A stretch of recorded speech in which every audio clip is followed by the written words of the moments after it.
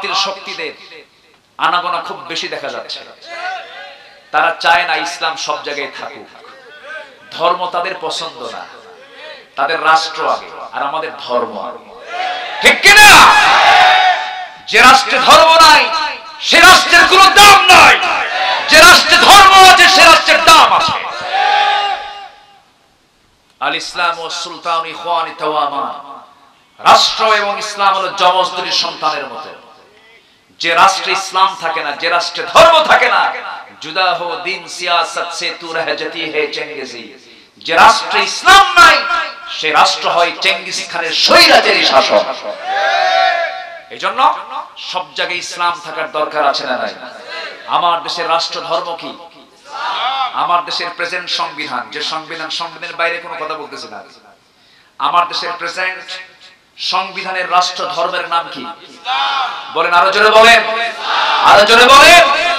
ইসলাম। আমরা ইসলাম চাই। ইসলাম যেখানে নাই সেখানে আমরাও নাই। ঠিক কিনা? ইসলাম আছে, আমরা আছি। ইসলাম নাই, আমরাও নাই। ইসলাম আছে যেখানে, কোরআন আছে যেখানে, রাসূল আছেন যেখানে, আল্লাহ আছে যেখানে। ক্লিয়ার কথা। আমাদের ইমানদারদের 8টি গুণ অর্জন করা দরকার। এই 8টা গুণ আমি একটা একটা করে বলবো। এর মধ্যে এক নাম্বার কম্পালসারি বিষয় হলো নামাজ তো অবশ্যই আদায় করব। আমরা জোরে বলি ইনশাআল্লাহ। আমার বন্ধুগণ, কান লাগান, মনোযোগ দিয়ে শোনার চেষ্টা করুন। আমিও থাকবো না, আপনিও থাকবেন না, একদিন দুনিয়া ছেড়ে চলে যাব। ও যুবক, নতুন বিয়ে করেছো, বউ তোমাকে দারুণ ভালোবাসে, স্ত্রী তোমাকে দারুণ মোহাব্বত করে ভালোবাসে, তুমিও তোমার বউকে ভালোবাসো। এই যে স্বামী স্ত্রীর ভিতরে মোহাব্বত, এই মোহাব্বত কে দিয়েছেন? কে দিয়েছেন বলেন? আল্লাহ দিয়েছেন। কিন্তু এই মোহাব্বতটা চিরস্থায়ী না ক্ষণস্থায়ী? দুনিয়ার সকল সম্পর্ক মাইনাস হয়ে যাবে। বউ যদি জান্নাতি পেয়ে জান্নাতি হয়ে যায়, হয়তো বউকে আপনি পাবেন, আপনি জান্নাত পেলে। কিন্তু যদি বউটা যদি জাহান্নামী হয়ে যায়, সম্পর্ক তার চিরস্থায়ী হলো না।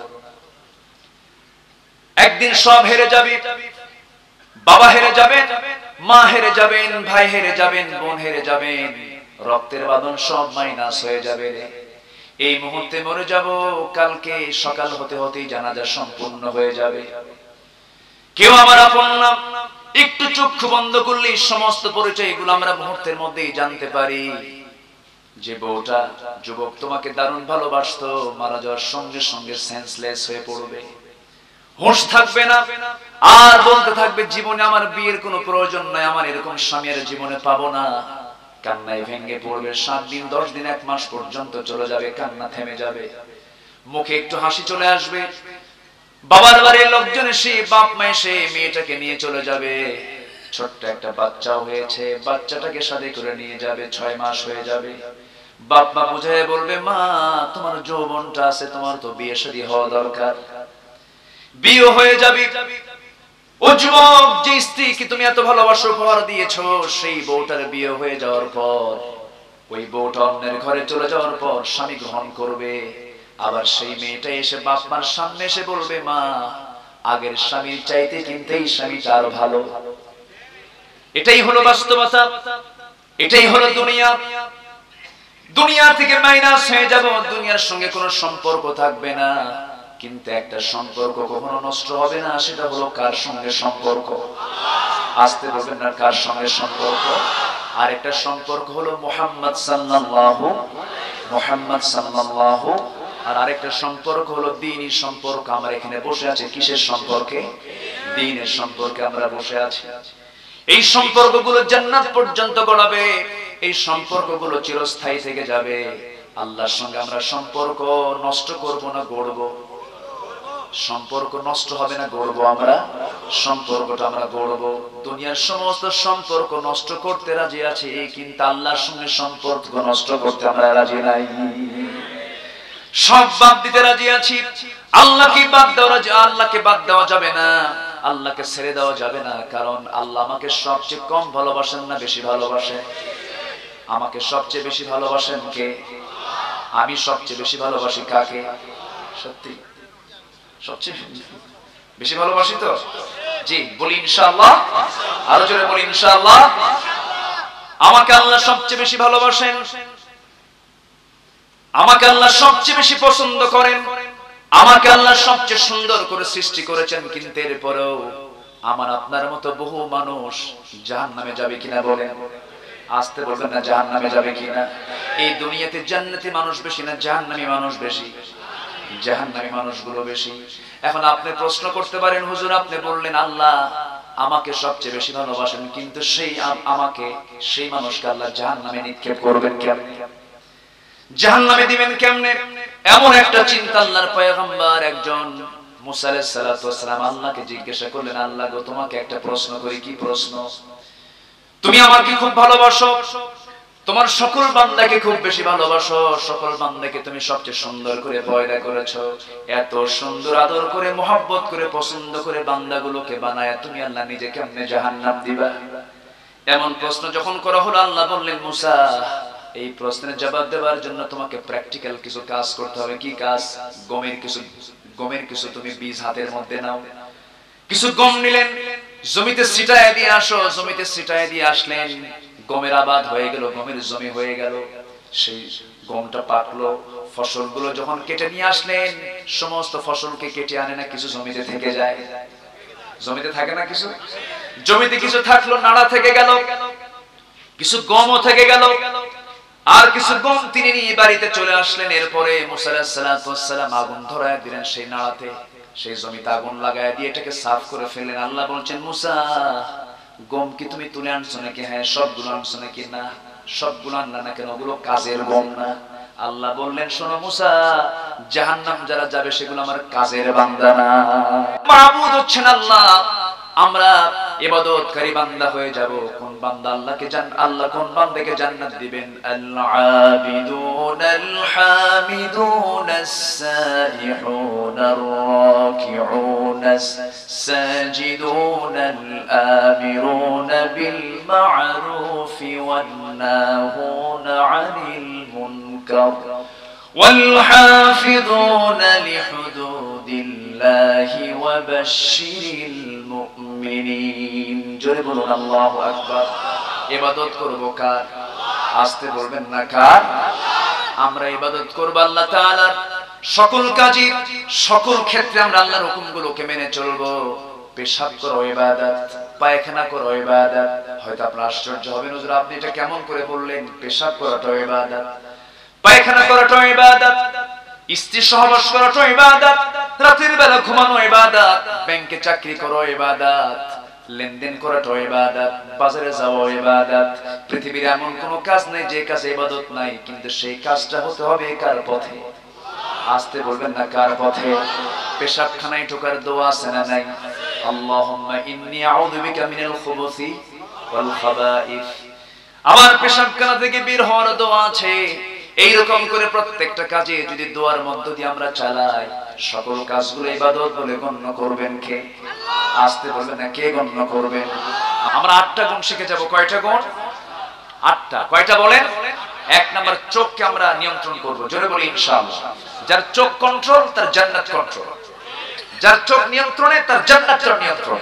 জোরে বলি সুবহানাল্লাহ। কারণ চোখ তো এমনি দৌড় মারে, চোখ দৌড় মারে না?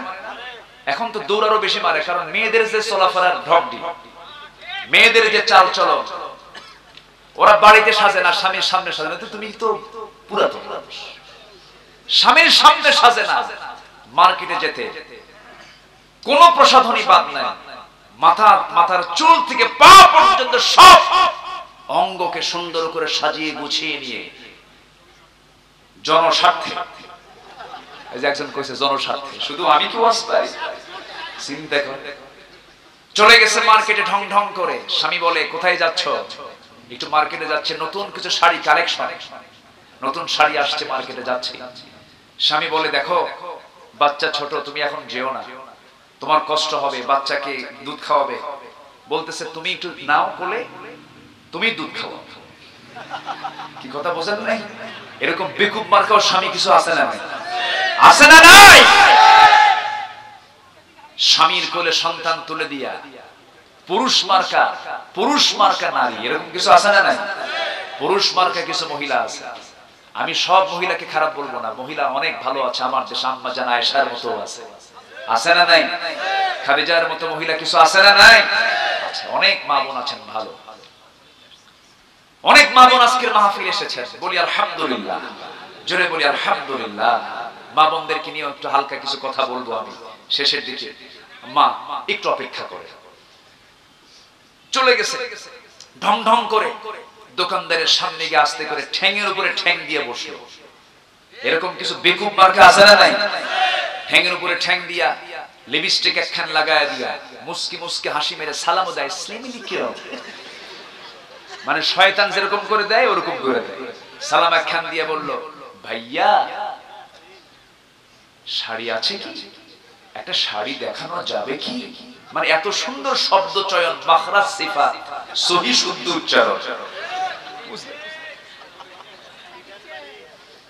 দোকানদারও কম না, দোকানদার তো শুদ্ধ ভাষায় কথা বলতে পারেন, এবারে আপনি চেষ্টা করতেছে, বুঝেন না, চেষ্টা করতেছে। শাড়ি একখান বের করে নিজের গায়ে লটকা দিয়ে বলে, আপা এই শাড়ি কিন্তু আপনাকে দারুণ মানাবে। ওটা আরেক বদমাইশ আছে না নাই? তুমি ব্যবসা করো, সারাদিন কষ্ট করে দোকানদারি করো, তুমি যে এরকম করে ফেল ফেল করে চাই আসো, তোমার ব্যবসাটা হারাম হয়ে গেল, ঠিক কি না? চোখের নিয়ন্ত্রণ দরকার আছে না নাই? তোমার প্রথম নজরটা আল্লাহ রাব্বুল আলামিন মাফ করে দিবেন। প্রথম নজরটা তোমার জন্য মাফ। হঠাৎ করে চোখে পড়ে গেছে কোন নারী, পরনারী পড়ে গেছে, কোনো গুনাহ হবে না। দ্বিতীয় নজরটা তুমি দিতে পারবা না। দ্বিতীয় নজরটা হলো শয়তানের নজর, গুনাহগার হয়ে যেতে হবে। প্রথমবার নজর যদি পড়ে যায় হঠাৎ করে, আল্লাহ রাব্বুল আলামিন মাফ করে দিবেন। প্রথম নজরটা মাফ, দ্বিতীয় নজরটা পাপ। অনেক দিন আগে, আজ থেকে 10-12 বছর আগে, এরকম একটা মাহফিলের ডান পাশ থেকে এক যুবক দাঁড়ায় বলতেছে, হুজুর প্রথমবার তাকানো যেহেতু জায়েজ আছে, 100 1 ঘন্টা এক তালে।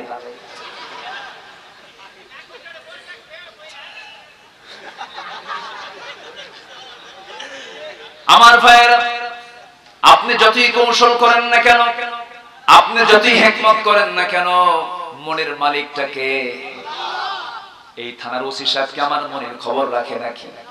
আমার বউকে আমার মনের খবর রাখে নাকি? আমার সন্তানকে আমার মনের খবর রাখে নাকি? কিন্তু আমার রব তেমন রব, মনে রাজত্বের মালিক আমার আল্লাহ তাআলা। তুমি তোমার নজরটা দিয়ে ফেলেছ, সঙ্গে সঙ্গে তোমার নজরটা ব্যাক করে নাও, আর তাকাবা না। দ্বিতীয়বার আর তাকানোর মন চাইলেও তাকাবে না। আমি আল্লাহ রাব্বুল আলামিন তোমার আমলনামায় মুজাহিদের সওয়াব তোমার আমলনামায় দিয়ে দেব। আল মুজাহিদু মান জাহাদা নাফসা, প্রকৃত মুজাহিদ তো সেই যে তার নফসের বিরুদ্ধে যুদ্ধ করে, নফসের বিরুদ্ধে অবস্থান নেয়। মন তো ভালো কিছু চায় না, মন খারাপ কিছু চায়। মন চায় মেয়ের দিকে চায় থাকে, মন চায় নামাজটা না পড়ি, মনটা চায় মানুষকে ঠকাই, মনটা চায় বাজে কথা বলি, মনটা চায় মিথ্যা কথা বলি, মনটা চায় গীবত করি, মনটা চায় মিথ্যা সাক্ষী দেই, মনটা চায় মানুষকে ঠকাই। মন তো অনেক কিছুই চায়, কিন্তু মনকে চাইলেই মনকে পাত্তা দেওয়া যাবে না, নফসকে কখনো পাত্তা দেওয়া যাবে না। নফসকে ট্রিটমেন্ট করার জন্য আল্লাহ কোরআন দিয়েছেন, কোরআন দিয়ে নফসের তুমি ট্রিটমেন্ট করো। নফস, রূহ এবং কলব, তিনটা অপশন। 1 নাম্বার হচ্ছে নফস, নাম্বার 2 হলো রূহ, নাম্বার 3 হলো কলব।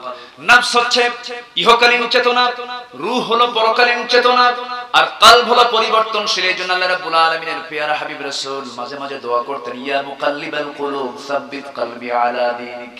হে আল্লাহ, তুমি আমার কলবটাকে তোমার দ্বীনের জন্য ইস্তেকামাত রাখো। জোরে বলেন সুবহানাল্লাহ। আমার দিনটাকে, আমার কলবটাকে তোমার দ্বীনের জন্য সাবিত রেখে দাও। আমার কলবটা যেন নড়াচড়া না করে তোমার দ্বীন থেকে বিচ্ছিন্ন না হয়ে যায়। এই কলবকে নিয়ন্ত্রণ করতে হবে। নফস হচ্ছে লেজিসলেটিভ, রূহ হচ্ছে অ্যাডমিনিস্ট্রেটিভ, আর কলব হচ্ছে ফেডারেটিভ। একটা আরেকটাকে নিয়ন্ত্রণ করে। এই নফসকে কখনো পাত্তা দেওয়া যাবে না, নফসকে কখনো গুনার কাজে জড়িয়ে নেওয়া যাবে না। আল্লাহ রাব্বুল আলামিন বলছেন, বান্দারে শোনো, আমি তোমার জন্য জান্নাত দেব, শর্ত হলো তোমাকে কি করতে হবে। ওয়া আম্মা মান খাফা মাকামা রাব্বিহি ওয়া নাহান নাফসা আনিল হাওয়া ফাইন্নাল জান্নাতা হিয়াল মাওয়া। জোরে বলুন আল্লাহু আকবার। যে ব্যক্তির দিলের ভিতরে কার ভয়, আস্তে বলবেন না, কার ভয়? যে ব্যক্তি তার দিলের মাকামে আল্লাহর ভয়ে ইস্তেকামাত করে ফেলবে, নফসের বিরুদ্ধে অবস্থান করবে, প্রবৃত্তির বিরুদ্ধে অবস্থান করবে, তার ঠিকানা হয়ে যাবে জান্নাতে মাওয়া। নারীর দিকে আমি তাকাবো না কেন? মার দিকে তাকালে সওয়াব না গুনাহ? আসতে বলবেন না, সওয়াব না গুনাহ? নিজের মেয়ের দিকে তাকালে সওয়াব না গুনাহ? নিজের বোনের দিকে তাকালে সওয়াব না গুনাহ? নিজের খালার দিকে তাকালে সওয়াব না গুনাহ? নিজের নাতির দিকে তাকালে সওয়াব না গুনাহ? আল্লাহ রাব্বুল আলামিন 14 শ্রেণীর নারীকে বিয়ে হারাম করে দিয়েছেন, তাদের দিকে আপনি তাকাবেন, আপনি সওয়াব পেয়ে যাবেন, কোনো সমস্যা নাই। কিন্তু 14 শ্রেণীর বাইরে পর নারীর দিকে তাকানো জায়েজ? আসতে বলবেন না জায়েজ? যদি কথা বলার প্রয়োজন হয়ে যায় মাথা নিচু করে আপনি কথা বলেন। এবং আপনি যদি দেখেন ওই নারীর কথার ভিতরে ফিতনা আছে, কথার সৌন্দর্য আছে, তাড়াতাড়ি কেটে পড়েন, কারণ ফায়াতমা আল্লাযীনা ফী কলবিহি মারাদুন ওয়াকুলনা কাওলান মা'রুফা। মেয়েদেরকে আল্লাহ রাব্বুল আলামিন বলছেন, ও নারী সমাজ, তোমরা যখন পরপুরুষের সঙ্গে কথা বলতে যাবে নিকম সুরে কথা বলবা না, সুন্দর করে কথা বলবা না, গুছিয়ে গুছিয়ে কোনো কথা বলবা না। কিন্তু দুঃখজনক হলো সত্য, মোবাইলে যখন কলিমদ্দিকে ফোন দেয়, কলিমদ্দিকে ফোনে পেল না, তখন বলে দুঃখিত, এই মুহূর্তে মোবাইল সংযোগ দেওয়া সম্ভব হচ্ছে না। মহিলা কয় না পুরুষ কয়? আলহামদুলিল্লাহ। আমার ভাইয়েরা, বড় বড় অফিসে, বড় বড় কর্পোরেট, বড় বড় বিল্ডিং গুলোতে, অফিস গুলোতে চাকরি পাবার জন্য, রিসেপশনে নিয়োগ দেওয়ার জন্য পুরুষ লাগে না মহিলা লাগে? এখন পুরুষ নাই না মহিলা নাই? সেই মহিলাগুলো বুড়ি মহিলা না ষোড়শী মহিলা? বুড়ি কোন মহিলার চাকরি সেই জায়গায় হয় না। চামড়া টান টান ষোড়শী মহিলা, সুন্দরী মহিলা, চুলগুলো ছেড়ে দিয়া ওই রিসেপশনে বসে থাকে। ও মা, আপনাকে এই জন্য দুনিয়াতে পাঠানো হয় নাই। আপনার সৌন্দর্যের এই পরিস্ফুটন, সৌন্দর্যের ডিসপ্লে এই পৃথিবীতে একজনের জন্যই বরাদ্দ, একজন মহিলার জন্য, তিনি হচ্ছেন ওই মহিলার স্বামী। স্বামী ছাড়া কারোর সামনে সৌন্দর্যের বহিঃপ্রকাশ আপনার ঘটানো যাবে না। এগুলো কার হুকুম? আসতে বলবেন না, কার হুকুম? আখিরি জামানায় আমরা এখন অবস্থান করছি, ঈমানটা রক্ষা করা সহজ না কঠিন? আসতে বলবেন না, সহজ না কঠিন? কোথায় যাবেন আপনি? সব জায়গায় নারীর সয়লাব হয়ে গেছে। নারীর সয়লাব হতে আপত্তি নাই, কিন্তু পর্দার তো দরকার। পর্দা সেই পরিবেশ আছে নাকি বলেন?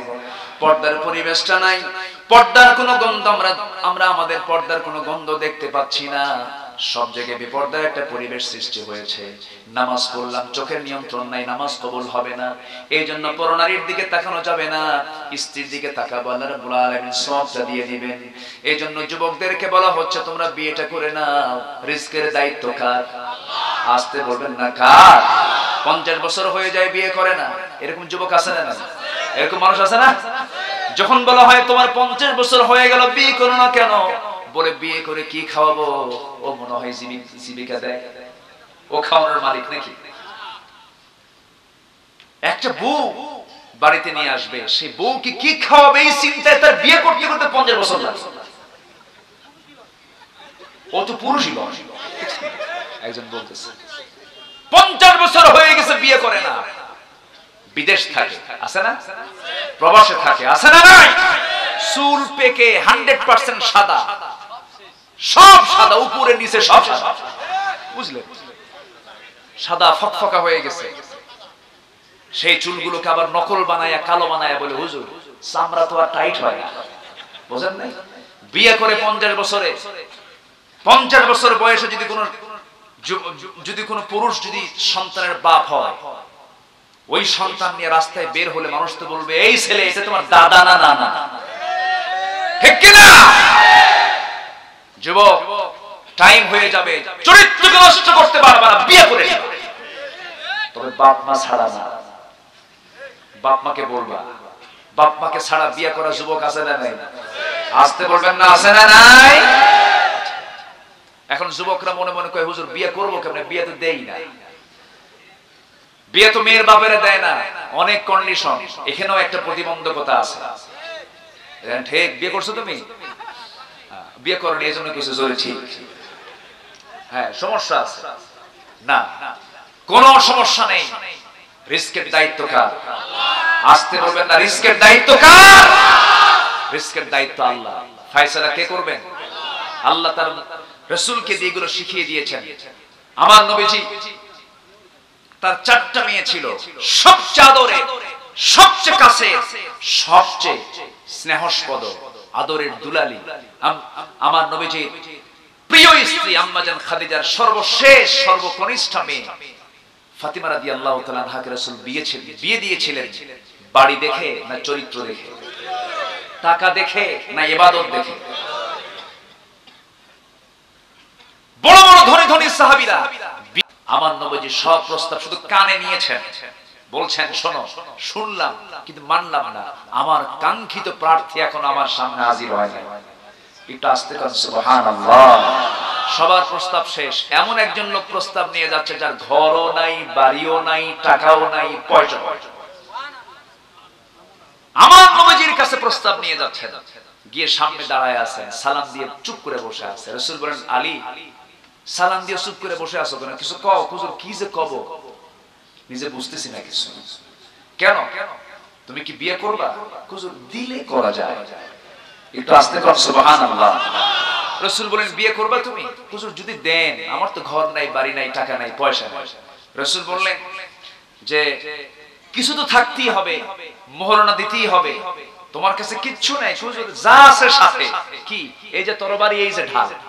রাসূল বলেন, তরবারি তো লাগবেই যুদ্ধে, ঢাল ছাড়াও যুদ্ধ হয়, ঢালটা বিছায় আসো, ঢালটা বিক্রি করে আসো।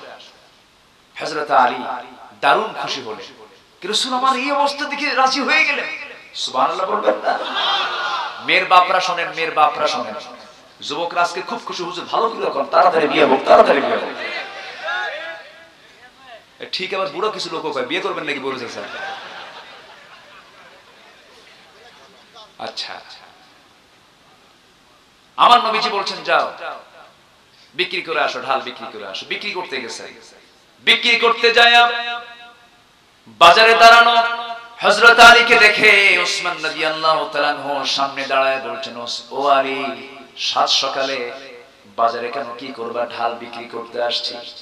হযরত ওসমান আফসোস করে বলছেন, আহারে আসাদুল্লাহিল গালিবের তো ঢালের প্রয়োজন, তুমি ঢাল কেন বিক্রি করবা? কি হয়েছে? কি তোমার সংকট হয়েছে বলো? হযরত ওসমান এই প্রশ্ন করার সঙ্গে সঙ্গে হযরত আলী বলছেন, ভাই ওসমান, আমার বিয়েটা ঠিক হয়ে গেছে। কার সাথে? আপনার শালীর সাথে। সুবহানাল্লাহ বলবেন না? কিন্তু এইদিকে যে ওসমান জানেন না, হযরত আলী এটা বুঝতে পারেন নাই, তিনি আগে আগাম সংবাদটা দিয়ে দিয়েছেন। হযরত ওসমান রাদিয়াল্লাহু তাআলা আনহু ধনী মানুষ ছিলেন, ধনী সাহাবী ছিলেন। তিনি বললেন যে ঠিক আছে, ঢাল বিক্রি করতে হবে, তোমার ভালো কথা, কত দিরহাম নিবা? 500 দিরহাম নেব।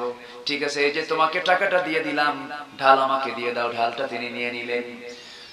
খুব খুশি মনে আমার নবীজির জামাই তিনি হয়ে যাবেন, সাইয়্যিদা শাবাবি আহলিল জান্নাহ ফাতিমা রাদিয়াল্লাহু আনহা তিনি স্বামী হয়ে যাবেন।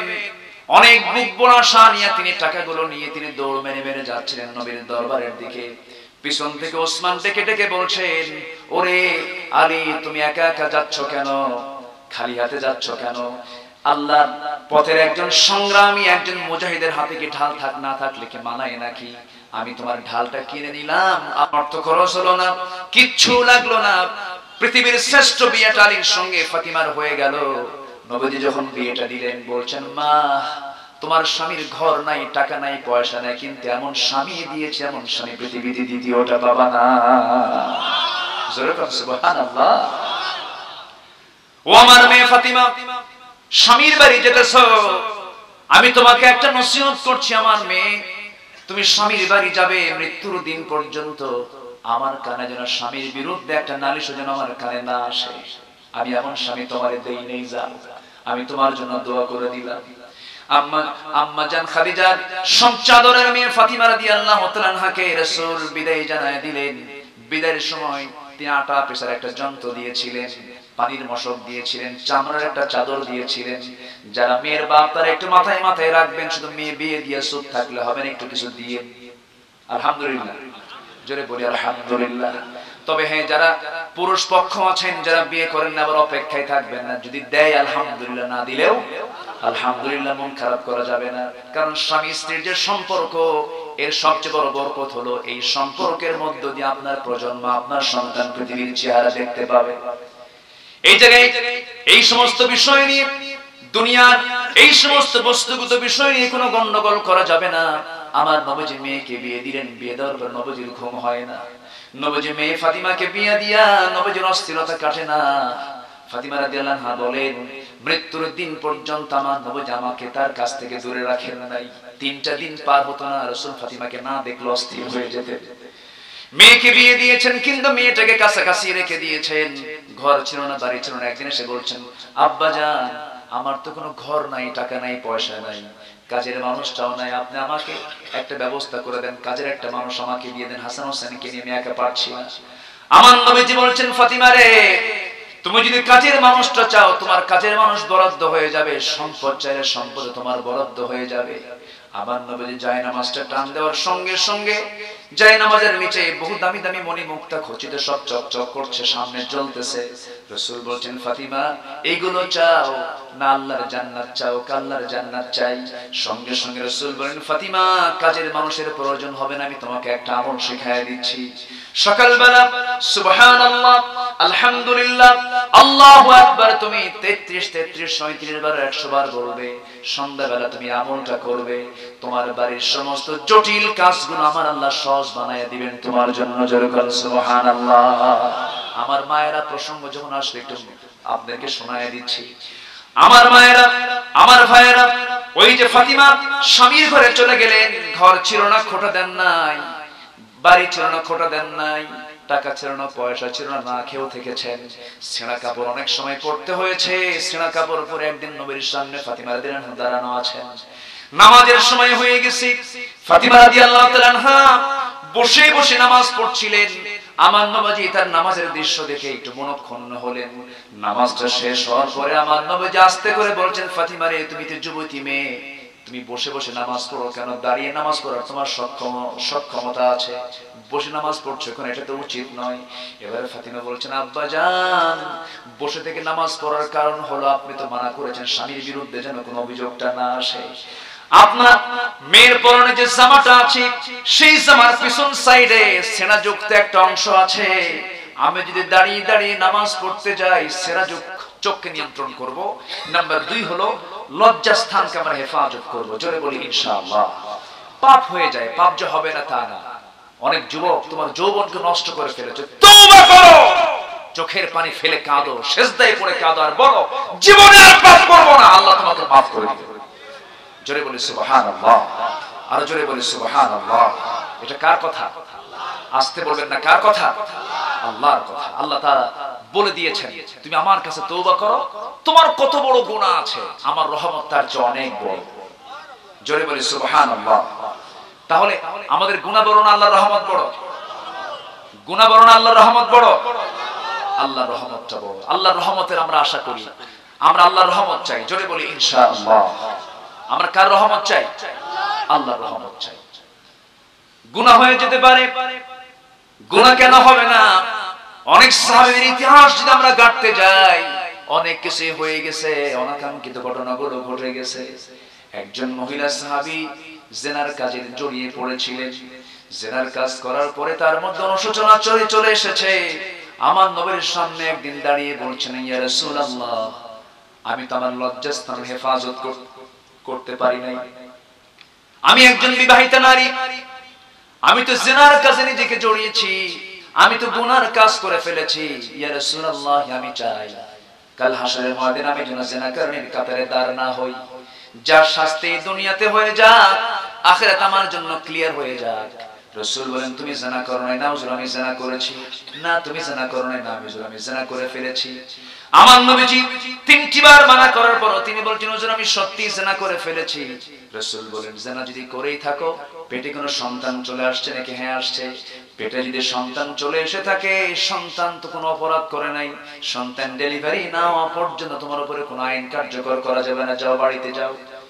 মহিলা চলে গেলেন, সিজদায় পড়ে কাঁদেন, চোখের পানিতে জায়নামাজ ভিজে ফেলেন। 9টি মাস চলে গেল, সন্তান ডেলিভারি হয়ে গেল।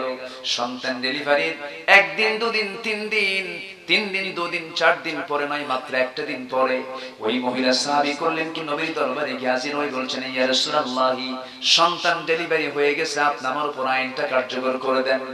বিবাহিত নারী যদি জিনার কাজে লিপ্ত হয়, বিবাহিত কোন পুরুষ যদি বিবাহের কাজে লিপ্ত হয়, আল্লাহর হুকুম হলো ওই পুরুষের ওই নারীর পৃথিবীতে বেঁচে থাকার কোন অধিকার থাকতে পারে? থাকতে পারে না। আল্লাহ তাআলার এই বিধানটা কে দিয়েছেন? আস্তের বিধানটা কে দিয়েছেন? এই বিধান যে মানে না সে কি? আস্তে বলে সে কি? এই বিধানগুলো মানতে চায় না এমন কিছু কুলাঙ্গার আমার দেশে আছে না? আস্তে বলবেন না, আছে না নাই? এই বিধানগুলো তারাই মানতে চায় না যারা জিনার কাজে লিপ্ত হয় নিজেকে। সম্মানিত ভাইয়েরা, সমাজ থেকে জিনা, সমাজ থেকে চুরি, ডাকাতি, খুন, ধর্ষণ বন্ধ করার জন্য হাজারো আইন রচনা করেন, কোনো লাভ হবে না যতক্ষণ না পর্যন্ত ওহীর বিধান সমাজে চালু না হবে। কোরআনে বিধান আছে না নাই? কোরআনে আইন কানুন আছে না নাই? আছে। সম্মানিত ভাইয়েরা, সম্মানিত উপস্থিতি, 12টা বেজে গেছে। অনেকে উঠে যাওয়ার মানসিকতা নিচ্ছেন, প্রস্তুতি নিচ্ছেন। আসুন দোয়া করে দিই নাকি? যদি কেউ উঠতে চান, কোনো কথা নাই, জোর করে ধরবেন, আস্তে করে বসায় দিবেন, কোনো ওঠা উঠি না। জোরে বলি ইনশাআল্লাহ, আর জোরে বলি ইনশাআল্লাহ। জি, এই তো আমি একজন পাইছি। জি, ঠিক আছে, ঠিক আছে, সবাই বসুন, কেউ উঠবেন না। আল্লাহ তুমি সবাইকে থাকার তৌফিক দিয়ে দাও।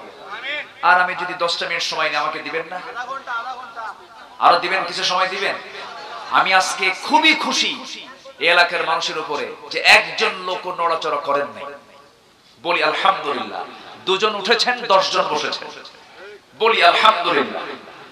একদম কানায় কানায় পরিপূর্ণ, হাতে পাখা নিয়ে হাত পাখার বাতাস গ্রহণ করছেন, কোরআনের রুহের খোরাক মেটানোর জন্য কোরআন আলোচনাগুলো শুনছেন। বলি আলহামদুলিল্লাহ। আমি কয়টা গুণের কথা বলেছিলাম? বলেন কয়টা গুণের কথা? একটা হচ্ছে দৃষ্টিকে আমরা নিয়ন্ত্রণ করব, জোরে বলি ইনশাআল্লাহ। লজ্জাস্থানকে হেফাজত করব, জোরে বলি ইনশাআল্লাহ। জবানকে ঠিক রাখবো। কি ঠিক রাখবো বলেন? সব নড়ে যাবে, জবান নড়বে না, জোরে বলি ইনশাআল্লাহ। যার জবান ঠিক তার ঈমান ঠিক, যার জবান ঠিক তার ঈমান ঠিক। অনর্থক বাজে কথা মুখে আনা যাবে। আত্মশুদ্ধি আমরা অর্জন করব, ইখলাস নিয়ে আসবো। যা করব কার জন্য? দান করব কার জন্য? ওজনে হেরফের করব কার জন্য? ওজনে হেরফের করা যাবে? জমির আইল ঠেলা যাবে? দুপচাচিয়া, তালোড়া, এগুলোতে মনে হয় আইল ঠেলাঠেলি হয় না? আইল ঠেলাঠেলি হয়? আইল ঠেলাঠেলি হয়? হোক, বেশি করে বহুত ঠেলাঠেলি করবে, জোরে বলি নাউজুবিল্লাহ। এগুলো করা যাবে না। এগুলো কি ইমানদারের কাজ? ইমানদার এগুলো করতে পারে না। ওজনে কম বেশি করা যাবে না। অনেকদিন আগে আমি মাছের বাজারে গেছি মাছ কিনতে। তো মাছ কিনবো, তো এক মাছ বিক্রেতা আমার দিকে তাকায় একটা লম্বা সালাম দিয়ে দিল, হুজুর আমি আপনার দারুণ ভক্ত, আমি আপনার ওয়াজ শুনি। বলতেছে না মাছ কেনা। আমি ভাবলাম যে আমার পরিচিত যেহেতু, যাই তার কাছে গেলাম। সে আমাকে মাছ ওজন করে দিল। আমি বললাম যে আমাকে যা দিবা ওজন ঠিকঠাক করে দিও। হুজুর কি কোন, আপনাকে মহব্বত কিন্তু বেশি করেই দেব। দেখি যে সে আমাকে একদম ধরলো এরকম করে পাল্লা, একদম ডান দিকে হেলে গেল। মনে হলো যে 300-400 গ্রাম যেন বেশি পড়ল। তো বললাম ভাই তুমি আমার এরকম করে মহব্বত করলে তো তুমি তো তোমার লস হয়ে যাবে, হুজুর দোয়া করে দিও। আমি খুব খুশি হলাম। ঠিক আছে বেচারা, দেখি তো আমি মাছটা নিয়ে ভাবলাম দেখি তো বেচারা কতটুকু বেশি দিল, পরে আমি এই টাকাটা এক্সট্রা করে দিয়ে যাব। বাস আমি এই নিয়তে করলাম কি মাছটা নিয়ে অন্য একটা বাটখারে মাপ দিলাম। মাপ দিয়ে দেখি আরো 300 গ্রাম নাই। কথা কি বুঝতেছেন? তাহলে এটা কি ইমানদারের লক্ষণ? এটা কি জবান ঠিক আছে? জবান ইখলাস আছে? আত্মশুদ্ধি আছে? না, এগুলোকে নিয়ে আসতে হবে। আর আমরা নাম্বার 6 হলো আমরা বিনয়ী হব। আমরা কি হব? অনেক লম্বা লম্বা কথা ছিল, আয়াত ছিল, রেফারেন্স ছিল, আমি কতগুলো বলতে পারলাম না, কারণ একটা লোকমা চলে এসেছে। এটা সঠিক লোকমা, কারণ ওয়াজ আগে না নামাজ আগে? নামাজটা আগে। বিনয়ী হব আমরা কখনো কর্কশ হৃদয়ের হব না। কেউ আমাকে থাপ্পড় মেরেছে, আমি একটা মুস্কে হাসি দিয়ে, এটা ব্যক্তিগত, সে আমাকে থাপ্পড় মেরেছে, আমি তাকে মাফ করে দিলাম, আল্লাহ তাকে মাফ করে দেবে। জোরে বলি সুবহানাল্লাহ। আমরা কঠোর হব না বিনয়ী হব? বলেন কঠোর হব না বিনয়ী হব? বিনয়ী হব। আমাদের নম্র আচরণ হবে, আমরা উগ্র হব না, আমরা মেজাজে ভারসাম্যহীন হব না, আমরা ধৈর্যহীন হব না, আমরা খেপবো না, আমরা প্রতিশোধ নেব না, আমরা মাফ করে দেব। ঠিক কি না? আমরা মাফ করে দেওয়ার জাত। রাসূল মক্কা বিজয় করে প্রতিশোধ নিয়েছেন না মাফ করে দিয়েছেন? মক্কার মানুষ থেকে ঘাড় ধাক্কা দিয়ে বের করেছে, আর রাসূল সেই ঘাড় ধাক্কা করে দেওয়া মানুষগুলোকে মাফ করে দিয়েছেন। জোরে বলি সুবহানাল্লাহ। আমার দেশে ক্ষমার নীতি না প্রতিশোধের নীতি? যারা প্রতিশোধের নীতির আন্দোলন করে, রাজনীতি করে, তাদেরকে জুতা মারি আমরা। ওগুলোকে আমরা মানি না, ওগুলোকে আমরা মানি না। আমরা ক্ষমার নীতি অবলম্বন করব। জোরে বলি ইনশাআল্লাহ। আর জোরে বলি ইনশাআল্লাহ। চরিত্রকে আমরা সুন্দর করে গড়ে তুলব, এই গুণগুলো আমরা অর্জন করব। তাওয়াক্কুল করব জীবনের সকল জায়গায়। কার উপরে? পরীক্ষা আসবে, এই পথে পরীক্ষা আছে না নাই? ঈমান মানে পরীক্ষা। ইসলাম মানা মানে কি? ইসলাম মানা মানে হচ্ছে হিংস্র জঙ্গলের ভিতরে হিংস্র জন্তুর সামনে নিজেকে ছেড়ে দেওয়া। এটা হচ্ছে ইসলাম গ্রহণ করার ফলাফল। অনেক নবীকে দুই টুকরা করা হয়েছে। জাকারিয়া আলাইহিস সালাতু ওয়াস সালামকে করাত দিয়ে চিরে দুই টুকরা করে শহীদ করে দেওয়া হয়েছে। মাথা নত করেছেন? ইউসুফ আলাইহিস সালাতু ওয়াস সালামকে জিনার অপবাদ দিয়া জোরপূর্বক জেলখানায় ঢুকিয়ে দেওয়া হয়েছে। বাতিল শক্তির কাছে মাথা নত করেছেন? মাথা নত তারা করেননি। ভরসা করেছেন কার উপর? কার উপরে? অতএব এই পথে বাধা বিপদ আছে না নাই? আমাকে যখন কেউ প্রশ্ন করে, কেন বেছে নিলে এই পথ, কেন ডেকে নিলে বিপদ, জবাবে তখন বলি মৃদু হেসে যাই চলি, বুকে মোর আছে হিম্মত, বুকে মোর আছে হিম্মত। আমাকে যখন কেউ প্রশ্ন করে, কেন বেছে নিলে এই পথ, কেন ডেকে নিলে বিপদ, কেন বেছে নিলে এই পথ, জবাবে তখন বলি মৃদু হেসে যাই চলি, বুকে মোর আছে হিম্মত, বুকে মোর আছে হিম্মত। কার কার কার হিম্মত? আল্লাহ। আল্লাহর শক্তি আমার শক্তি, ঠিক কি না? আমরা ভরসা করব কার উপরে? আল্লাহর উপরে। নাম্বার 8 হচ্ছে জীবনের সকল জায়গায় আমরা ভরসা করব কার উপরে? আর সে আল্লাহর উপরে আমরা ভরসা রেখে চোখের পানি ফেলে কাঁদবো। বলেন হাসবো না কাঁদবো? আমাদের হাসার পরিমাণ বেশি হবে না কাঁদার পরিমাণ বেশি হবে? সেটা কি নরমাল টাইমে না তাহাজ্জুদে? বলেন নরমাল না তাহাজ্জুদে? শুরু করেছি কি নামাজ দিয়া? তাহাজ্জুদ নামাজ দিয়ে শুরু করেছি। আমরা এই আমলটা নিয়মিত করার চেষ্টা করব। আজকে সামাজিক ব্যক্তিগত জীবনের পরিবর্তনকে সামনে রেখে কিছু কথা আমি বলার চেষ্টা করলাম। আল্লাহ তুমি সবার জীবনে এগুলো আমল করার তৌফিক দিয়ে দাও। জোরে বলি আল্লাহুম্মা আমিন। তবে একটা কথা বলে যায়, আলেমদের বিরুদ্ধে ষড়যন্ত্র যত তীব্র থেকে তীব্রতর হবে, কোরআনকে নিয়ে যত ষড়যন্ত্র তীব্র থেকে তীব্রতর হবে, ভাবতে হবে সেই জমিনটা ইসলামের জন্য আল্লাহ পাক কবুল করে নিয়েছেন।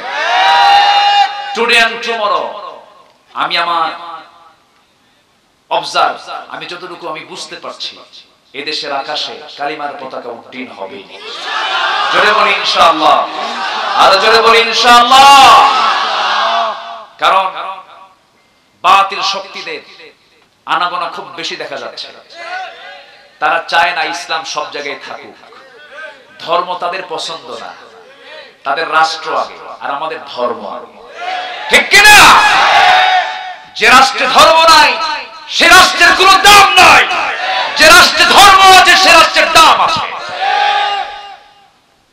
আল ইসলাম ও সুলতান ইখওয়ানি তাওয়ামা, রাষ্ট্র এবং ইসলাম হলো যমজ দুটি সন্তানের মতো। যে রাষ্ট্রে ইসলাম থাকে না, যে রাষ্ট্রে ধর্ম থাকে না, জুদা হো দিন সিয়াসত সে তু রহ জাতি হে চেঙ্গিজি। যে রাষ্ট্রে ইসলাম নাই সে রাষ্ট্র হয় চেঙ্গিস খানের স্বৈরাচারী শাসন। এইজন্য সব জায়গায় ইসলাম থাকার দরকার আছে না নাই? আমার দেশের রাষ্ট্র ধর্ম কি? আমার দেশের প্রেজেন্ট সংবিধান, যে সংবিধানের বাইরে কোনো কথা বলতেছে না। আমার দেশের প্রেজেন্ট সংবিধানের রাষ্ট্র ধর্মের নাম কি?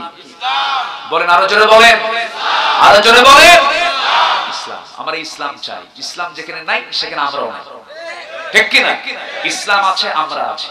ইসলাম নাই, আমরাও নাই। ইসলাম আছে যেখানে, কোরআন আছে যেখানে, রাসূল আছেন যেখানে, আল্লাহ আছে যেখানে।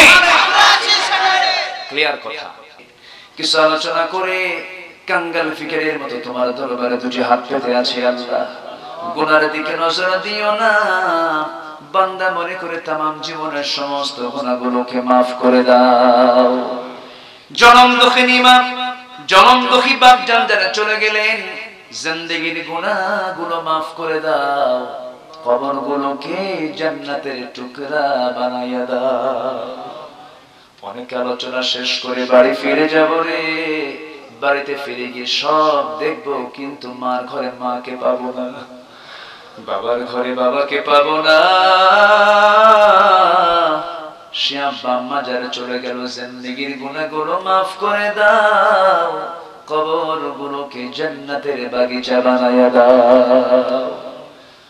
আল্লাহ তাআলা এমন ভাই আমার সঙ্গে হাত তুলতে পারে যিনি নিজের হাতে নিজের মাকে দাফন করেছেন, নিজের মার লাশ নিজের পিঠে বহন করে কবর পর্যন্ত নিয়ে চলে গেছে। সে আব্বা আম্মা যারা চলে গেল, কবরগুলোকে জান্নাতের টুকরা বানাইয়া দাও। আল্লাহ তাআলা মা ডাকের মধ্যে যে কি মধু আছে, মাকে যিনি হারিয়েছেন সেই তো বোঝে রে। আব্বা ডাকলে কলিজা, আব্বা ডাকটা দিলে কলিজা ভরে যায়। যার আব্বা চলে গেছে সে তো বোঝে আব্বা ডাকের মধ্যে কি মধু আছে। আল্লাহ তাআলা আব্বা আম্মার জন্য কি দোয়া করতে হয় তাও শিখিয়ে দিয়েছে তোমার কালামে। সবাই চক্ষুটা বন্ধ করুন, হাত একটু উঁচু করুন। এবার গলায় যত জোর আছে, শক্তি আছে, আমার সঙ্গে ঠোঁট মিলিয়ে মিলিয়ে চিৎকার মেরে মেরে সবাই বলুন, রব্বির রহমহুমা কামা রব্বায়ানি সগীরা। সবাই বলুন, রব্বির রহমহুমা কামা রব্বায়ানি সগীরা। রব্বির রহমহুমা কামা রব্বায়ানি সগীরা। রব্বির রহমহুমা কামা রব্বায়ানি সগীরা। আল্লাহ তাআলা বিশেষ করে এই মাহফিলের আয়োজন যারা করলেন, শোনার জন্য দূর দূরান্ত থেকে যারা আসলেন, বিনিময়ে কিয়ামতের কঠিন ময়দানে যেদিন কেউ কাউকে চিনবে না, এমনকি মা পর্যন্ত সন্তানকে অস্বীকার করে বলবে, যেদিন মানুষ কাঁদতে কাঁদতে চোখের পানিগুলো ফুরে যাবে, চোখ থেকে রক্ত বের হওয়া শুরু হয়ে যাবে, সেই কঠিন মুসিবতের দিনে হে মাহফিল আমাদের সবার জন্য নাজাতের মাধ্যম বানাইয়া দিও। আলতাফ নগরের এই মাদ্রাসাকে কবুল করে নাও, কমিটিকে কবুল করে নাও, শিক্ষক ছাত্রদেরকে কবুল করে নাও। দাস্তারবান্দি হলো হাফেজের মাথায়, গোটা 30 পারা কোরআন সিনার মধ্যে তুলেছে। আল্লাহ এত বড় গুণ সে অর্জন করতে পেরেছে। আল্লাহ আমাদের প্রজন্ম সন্তানেদি যারা দুনিয়াতে এসেছে আসবে, সবাইকে তুমি তোমার কোরআনের হাফেজ বানাইয়া দাও। আল্লাহ তাআলা তোমার এই বান্দাগুলোকে কবুল করে নাও, তোমার বান্দাদের মনের নেক মাকসুদকে তুমি আল্লাহ কবুল করে নাও। অসুস্থকে সুস্থ করে দাও, ঋণগ্রস্তকে ঋণ মুক্ত হওয়ার তৌফিক দিয়ে দাও। এক কথায় যার যার সমস্যা তুমি আল্লাহ দয়া করে সমাধান করে দাও। আল্লাহ তাআলা গোটা দুনিয়া জুড়ে মুসলমানদের পায়ের তলে মাটি নাই, বাইতুল মুকাদ্দাস মুসলমানদের হাতে তুলে দাও। হায় আল্লাহ তাআলা, মুসলমানরা মার খেতে খেতে শেষ হয়ে গেল। হায় আল্লাহ তাআলা, তুমি তো নবী পাঠাবে না, রাসূল পাঠাবে না, কিন্তু ওমর পাঠাবে না এমন কথা তুমি বলো নাই। মেহেরবানি করে অশান্ত পৃথিবীকে শান্ত করার জন্য মুসলমানদের লিডার ওমরের মতো একটা নেতা তুমি আল্লাহ পাঠাইয়া দাও। আল্লাহ তাআলা এই পৃথিবীতে আসার তো সিরিয়াল ছিল, যাওয়ার তো কোনো সিরিয়াল নাই। কে কখন যাব কেউ বলতে পারি না। বাবার আগে ছেলে যায়, মার আগে মেয়ে যায়, আল্লাহ তাআলা দাদার আগে নাতি চলে যায়। আবার দেখা যায় এই দুনিয়াতে আসে একভাবে, যায় একভাবে। ও আল্লাহ মেহেরবানি করে তোমার কাছে ফরিয়াদ করি, মরতে যখন হবে ডান হাতে আমলনামা না আসা পর্যন্ত আমাদের কাউকে মরণ দিও না। আল্লাহ তাআলা তোমার দরবারে ফরিয়াদ করি, কত চোর গুন্ডা বদমাইশ মাস্তানরা প্রকাশ্যে ঘুরে বেড়ায়, তোমার কোরআনের পাখিরা কেমনে খাঁচার মধ্যে বন্দিতে থাকে। আল্লাহ মেহেরবানি করে, মেহেরবানি করে, ও মেহেরবানি করে কারাগারের কয়েদি ইউসুফ আলাইহিস সালামকে যেমন কয়েদি মুক্ত করে মন্ত্রিত্বের মর্যাদা দিয়েছো, তুমি তো সেই আল্লাহ। মেহেরবানি করে এমন একটা পরিবেশ তুমি আল্লাহ বাংলার জমিন সহ গোটা পৃথিবীতে পয়দা করে দাও। আল্লাহ তাআলা হিসাবটাকে জটিল করে দিও না আমাদের। আমাদের ঈমানটা আবু বকরের মতো নয়, ওমরের মতো নয়, ওসমানদের মতো নয়। আল্লাহুম্মা হাসিবনি হিসাবান ইয়াসীরা, আল্লাহুম্মা হাসিবনি হিসাবান ইয়াসীরা। আল্লাহ তাআলা একদিন তো দুনিয়া থেকে বিদায় নেব। কত স্বপ্নের কিছু গড়েছিলাম, ব্যবসা বাণিজ্য কত কি করেছি আমরা, কত স্বপ্ন গড়েছিলাম। মরে যাওয়ার সঙ্গে সঙ্গে অচিন পাখি যখন খাঁচা থেকে বের হয়ে যাবে রে, নিথর দেহ পড়ে থাকবে, আরামের বিছানা টান মেরে ঘর থেকে বের করে দেবে। সুন্দরী স্ত্রী ভয়ে কাছে আসবে না, সন্তানগুলো কেঁদে কেঁদে বলবে বাবা গো কথা কেন বলো না। কোনো কথা থাকবে না, সন্তানগুলো কাঁদতে কাঁদতে গলা ভেঙে যাবে। গোসল করায় দেবে রে, বের করে দেবে ঘর থেকে, আত্মীয় স্বজন দিয়ে ঘর বাড়ি ভরে যাবে, সবাই এসে কান্নাকাটি করবে, গোসলটা দিয়ে দেবে রে। যত নতুন কাপড় ছিল গায়ে সেলাইওয়ালা কেচি দিয়ে কাটবে, সব কাপড় চোপড় খুলে নেবে, এমন জামা পরাবে যেই জামার সেলাই নাই, পকেট নাই। আল্লাহ তাআলা এমন জামা পরায় দেওয়ার পরে জানাজায় শরীক করবে, জানাজা হয়ে যাবে, মোরা মুখ খুলে দেবে, সবাই দেখে দেখে যাবে, চোখের পানি টলমল করবে, কিন্তু কেউ তো আমাকে ডাকবে না রে।